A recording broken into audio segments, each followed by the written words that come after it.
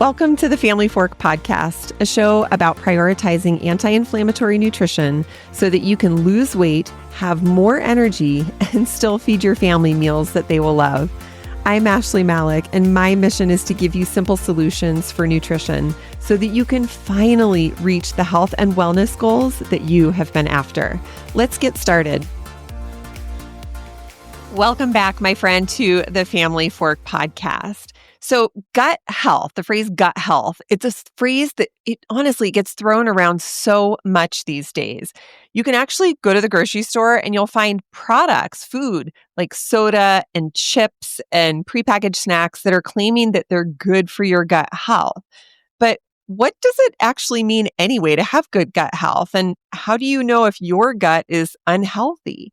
And the biggest question of all, does perimenopause or menopause have any impact on your gut health? In today's episode of The Family Fork, we are digging into all of this and more.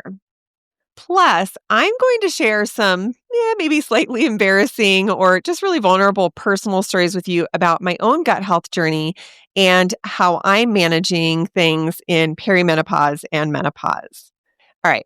In order for us to have a conversation about gut health, we do need to tackle a couple of terms and concepts first. So your gut microbiome, which is what we are referring to when we say your gut, it's this collection of microbes that live inside, which it's like your digestive tract. They live inside your gut.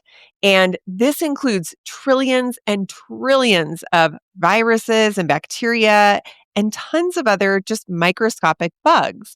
And for the most part, we actually have a pretty good relationship with these little guys. We give them food and shelter, and in turn, they keep us healthy.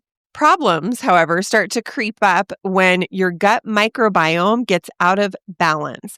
And this can honestly happen for so many different reasons, like illness, food poisoning. You know what happens when you get food poisoning, environmental factors, and it can also get out of balance with just the general day-to-day food that we eat.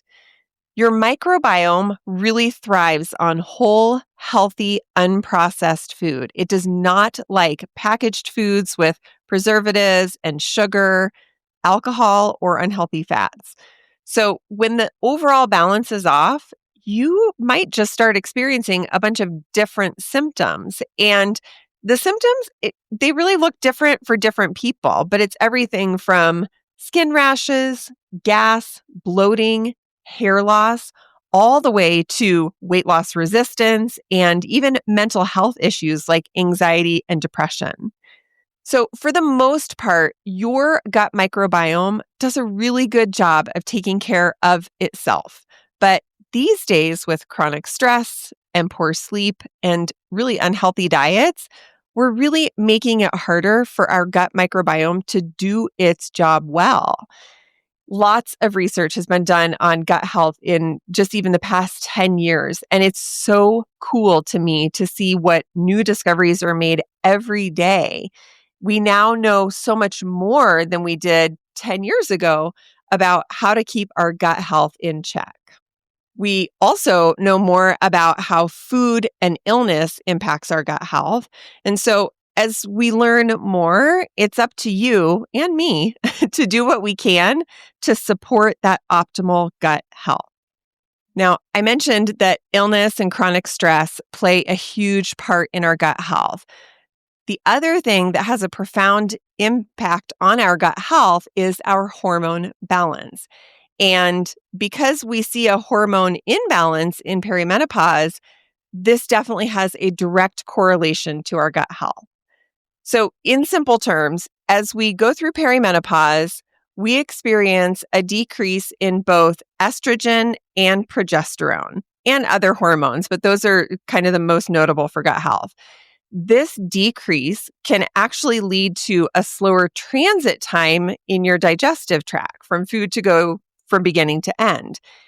Also, it can cause issues with your gallbladder, which also aids in digestion. Imagine your digestive tract like your kitchen sink and garbage disposal together. If all of that gets too full and you don't turn on the garbage disposal to clear it out, everything is going to get backed up. And if everything is backed up, your sink and your drain aren't going to work properly until it gets cleared out. So, in your body, when the digestive tract isn't running efficiently, waste is actually just hanging out in there. And your gut microbiome does not like that at all. As a result of this backup of the waste, you will start experiencing inflammation while your body tries really hard to fight against that waste that just does not belong there. And ultimately, this is what poor gut health looks like. As a side note, having other hormonal issues like hypothyroidism or Hashimoto's, which are impacting the thyroid, that can also slow transit time. So if you're anything like me, I have hypothyroidism and Hashimoto's, and I'm also, I was going to say in perimenopause, but now menopause after starting treatment for breast cancer this year. So as you can imagine, with lots of hormonal disruption, things are probably moving pretty slowly. Now, I want to clarify that this slow transit time of food from beginning to end, it does not automatically mean that you're going to just have constipation, although that can definitely be something that you struggle with in perimenopause. But with that, let's look at some of the symptoms that might crop up when you do have poor gut health in midlife. The symptom list is really, really long. And like I said, it can be different for everyone, but there's kind of a bundle of symptoms that are more common across the board for most people. So this it would be like gas, bloating, bloating, especially within about 1 hour after eating, constipation, diarrhea, weird skin rashes or dry skin, white patches on sort of the back of your tongue, hair loss, sore joints, trouble sleeping, inability to lose weight. Honestly, the list could go on, but these are some of the more common symptoms. And interestingly, doctors and researchers are now discovering that poor gut health can show up as mental health issues like anxiety and depression. I'll talk more about that in a minute, but this has actually been very true for me. It's so important to note that these symptoms could be due to many other conditions. Only you and your doctor, or better yet, your functional health practitioner, are going to be able to get to the bottom of this. I really encourage you to test. We like to say it's better to test instead of guess. But if you can start spotting some patterns in your symptoms, it might point to the fact that you need to improve your gut health. And especially when you share a journal of your symptoms with your practitioner, they can help you get to a diagnosis more quickly. So I am not a doctor, but I share all of this information with you because for the longest time, like years and years and years, I didn't really understand that my symptoms, all of my health symptoms, were related to one another and that all of that was related to my poor gut health. So I'm just hopeful that this level of detail will help to shed some light on any of the frustrating symptoms that you are experiencing. So in that, I want to share what poor gut health has looked like for me over the past 10 years. Because honestly, if I had known some of these things early on in my journey, I probably could have handled them differently and not suffered as much, which really, that's my goal for you. So for many, many years, I have struggled off and on with two particular conditions that are related to poor gut health. One is candida overgrowth, and the other is SIBO, SIBO.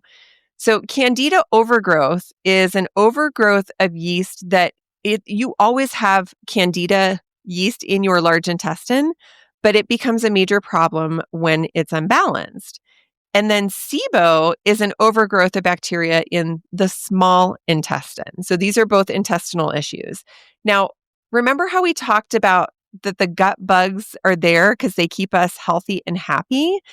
Unfortunately, my gut bugs really struggled to stay balanced in both my large and my small intestine.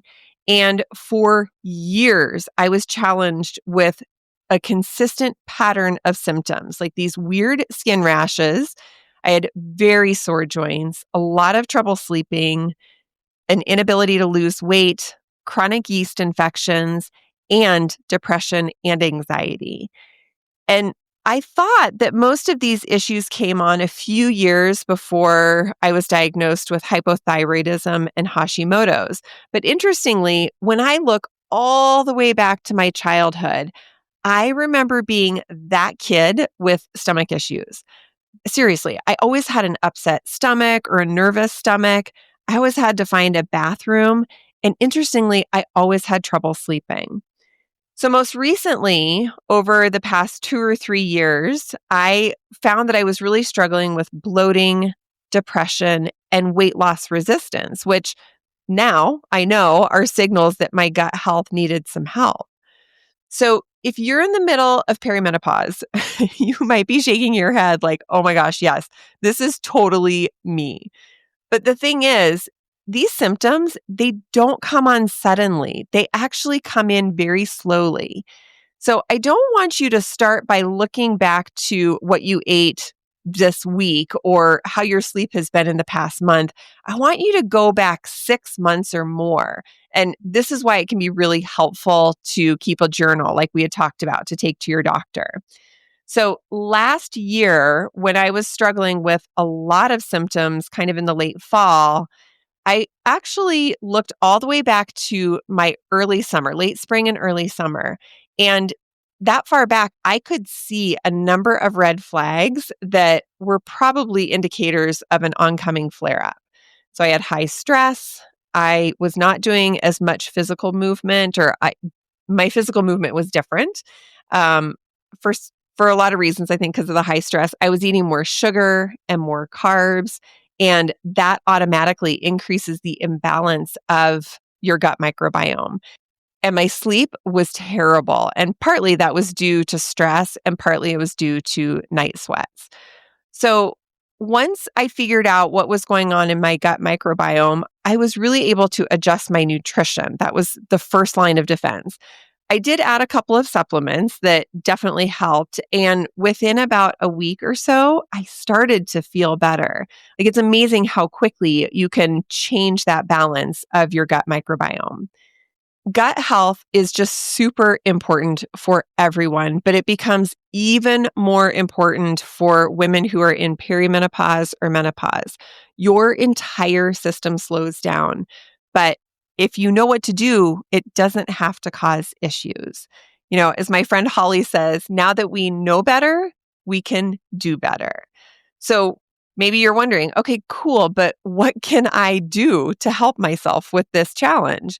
So, along with like the standard everyday advice of sleep more and move more and have less stress, there are some actual concrete things that I know are really helpful in improving your gut health overall.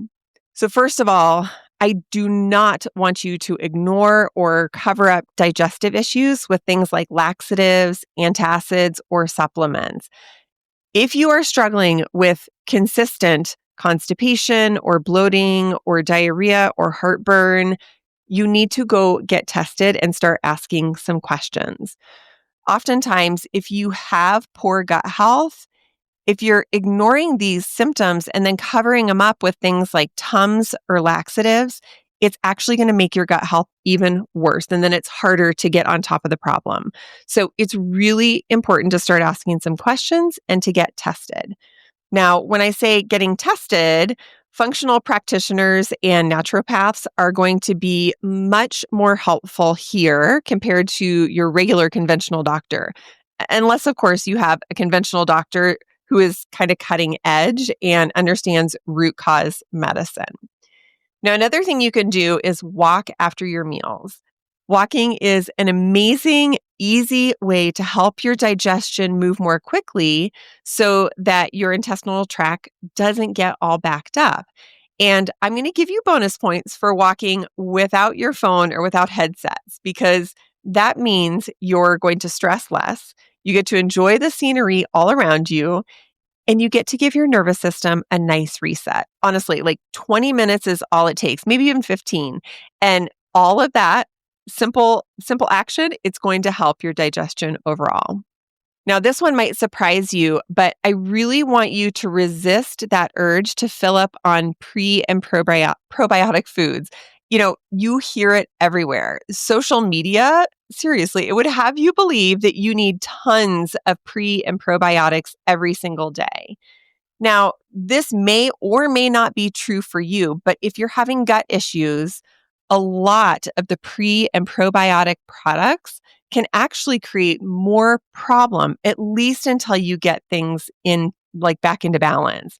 So it is very, very important for you to get clear on what's happening with your gut before you start popping probiotic pills or supplements or drinking a bunch of Olipop soda. And as we always talk about here at the Family Fork, I need you to clean up what you eat. Hands down, anti-inflammatory nutrition is the only choice for women in perimenopause. And I promise you, it is a lot easier than you think. Eating this way is going to make you feel good, and you'll very quickly start to wonder why you didn't start sooner. So if you need help getting started in your kitchen with a super easy approach, I want you to pick up the free anti-inflammatory meal plan that's just linked in the show notes. It will help you with a lot of these issues. It's going to help you to clean up your gut health, and your family will love the meals too. So it's kind of a no-brainer.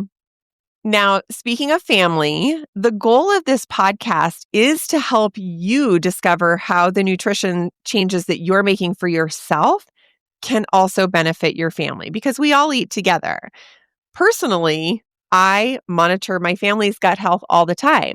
I'll check their tongues for white patches and ask them about their bathroom habits and inquire about gas and bloating. I know, trust me, I know it sounds a little bit weird, but with what you've just learned about gut health in this episode, it doesn't just apply to you in perimenopause.